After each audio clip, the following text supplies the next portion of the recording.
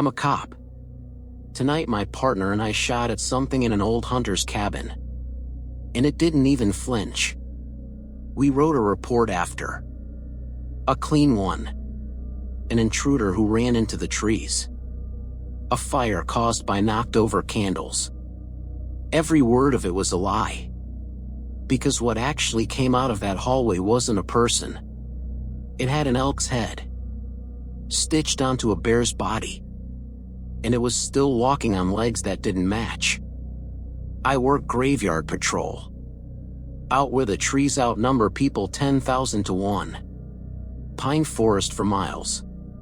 Dirt logging roads that go nowhere good. Properties so spread out you can drive 20 minutes and not pass a single house. You get used to the quiet out here. The hum of the engine. The dashboard lights. Nothing else for hours.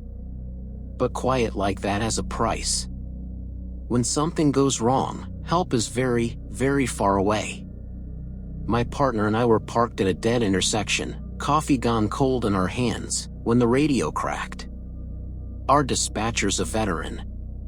Car wrecks, domestic calls, the worst nights you can imagine, she handles all of it flat and steady. Not tonight. Unit 4, respond to a 10 to 54, Upper Ridge Estate, she said.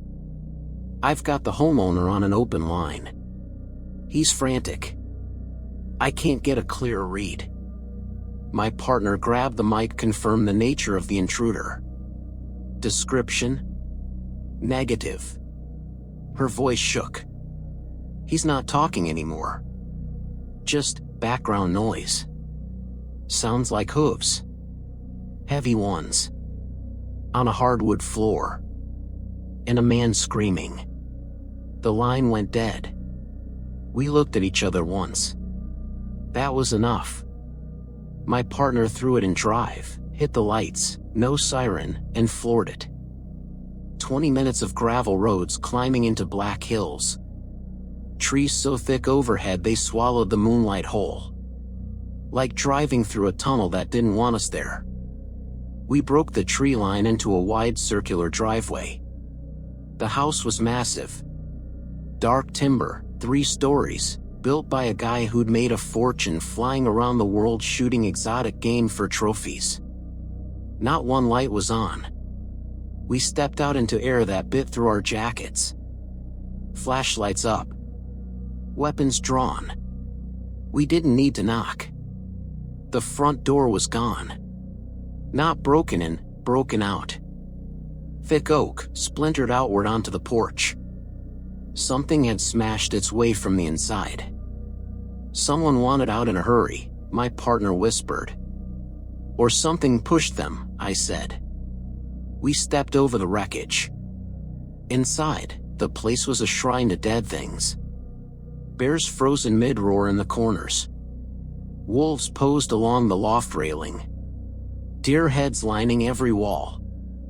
Our flashlights caught hundreds of glass eyes staring back out of the dark. The air smelled like formaldehyde. And underneath it, something fresher. Blood. Clear the ground floor, my partner said, moving toward the kitchen. Tight angles. Whatever did this could still be in here. I went for the fireplace. Furniture tossed, the coffee table in pieces. I found the homeowner slumped against the stone hearth.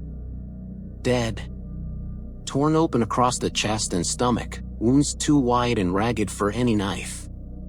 His shirt was shredded, soaked black, and his eyes were still wide with whatever he saw last. I've got a victim, I said quietly. Gone. Massive puncture trauma. My partner came around the wreckage to look. His jaw tightened. If an animal came through here, we'd see mud, he said, sweeping his light over floors that were spotless. There's no mud. No tracks to the door. He was right. But there was a trail. Dry synthetic stuffing. Clumps of brittle hair. Thin curls of rusted wire, all leading toward a dark hallway. I followed it up the wall with my flashlight. framed photos of the homeowner grinning under his trophies. And one, right at eye level, showed him beneath a record-sized elk mount above the fireplace. I swung the beam up. The plaque was still bolted to the wall. The bolts had been ripped clean out. The elk head was gone. "The elk's missing," I said, and something cold dropped through my stomach. "What?" My partner kept his gun on the hallway. "Look at the picture. Now look at the wall." It was torn off. Before he could answer, something moved in the dark. A thud. Then again. Clop. Clop. Clop. Hooves. On hardwood. Dragging. We lined our lights on the hallway. "Police. Show yourself," my partner shouted. The clopping stopped. Something stepped out and filled the entire hallway. My brain refused it. A massive elk's head, roughly sewn onto a bear's hulking torso, standing up on legs that didn't belong to either animal, buckling under weight that shouldn't have moved at all. Black sutures crisscrossed the fur, splitting open in places, spilling yellowed stuffing and rusted wire. Its antlers scraped the ceiling. Its neck snapped at an angle no living thing could survive. Its dead glass eyes caught our flashlights and didn't blink. My partner started, and couldn't finish it. It lunged. Fast. Jerky. Hooves tearing splinters out of the floor as it dropped its antlers straight at our chests. My partner opened fire. The shots were deafening in that room. I watched the rounds punch into its chest. Small puffs of dust and stuffing. And nothing else. It didn't slow down. It didn't even notice. "Move!" I grabbed his shoulder and hauled him back. We threw ourselves through a set of double doors, slammed them, and dragged a heavy bookshelf across the frame. Something hit the other side hard enough to shake the walls. The hinges screamed. An antler tip punched clean through the top panel and pulled back for another hit. "Study," my partner said, breathing hard. Bottles everywhere. Half-burned candles. And on the desk, a leather journal lying open. I went straight for it, reading fast while the door groaned behind me. "The woods are angry. I took too much from the tree line. It hunts me now. It's vapor, it can't be shot or caged. A medium told me it needs a vessel. Something worthy. If I build it a body, vanity will pull it inside. 3 days stitching in the workshop. A body for the forest. Trap it in the hide, then burn the hide, and the ghost dies with it." I looked up as the door splintered further. "Bullets won't do anything," I said. "It's just hide and wire. That thing's a tether. We have to burn the vessel." "Then what?" my partner shouted, gun shaking in his hands. I scanned the floor. Empty bottles everywhere.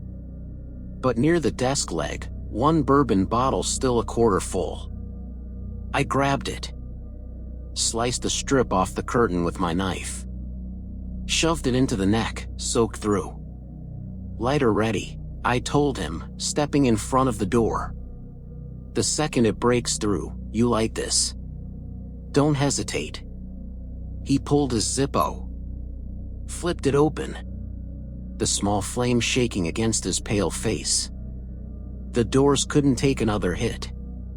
They caved inward, and the creature shoved the bookshelf aside like it weighed nothing. It stepped into the room.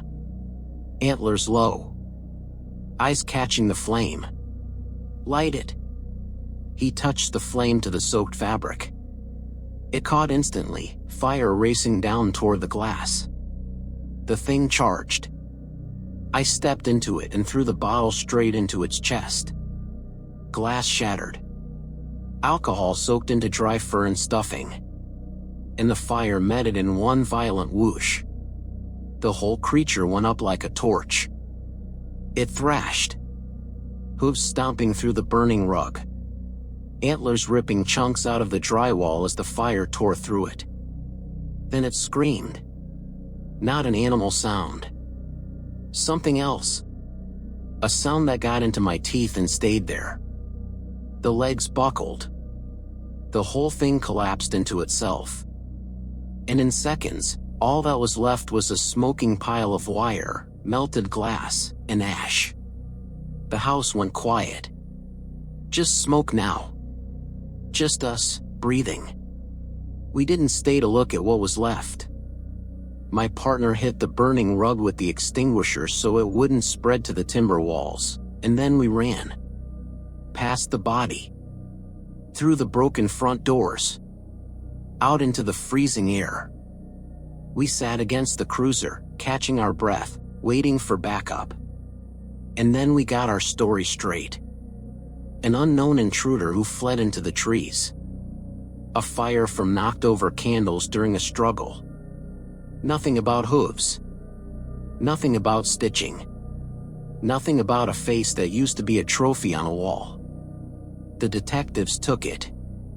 The wide puncture wounds got written off as some kind of exotic hunting weapon. The whole trophy collection got boxed up to cover the dead man's debts, ready for auction. I'm writing this now as a warning. If you buy estate sale taxidermy, if you collect old hunting trophies, you don't know what's actually inside that hide. You don't know what got tethered to it. And you don't know what might be using those glass eyes to watch you sleep. I know that, because before the detectives cleared the scene, I quietly bagged one item off a shelf. A small stuffed red fox. Just a forensic sample, I told myself. A baseline. I set the evidence bag on the left side of my desk before my shift ended. Went to get coffee. 3 minutes, maybe less. When I came back, the bag was sitting on the other side of my desk. And the fox was facing the other way. If that story got under your skin, you know what to do. Subscribe, hit the bell, and tell me in the comments what you'd have done the second you heard those hooves. Because out where I work, the woods remember everything you take from them. See you in the next one.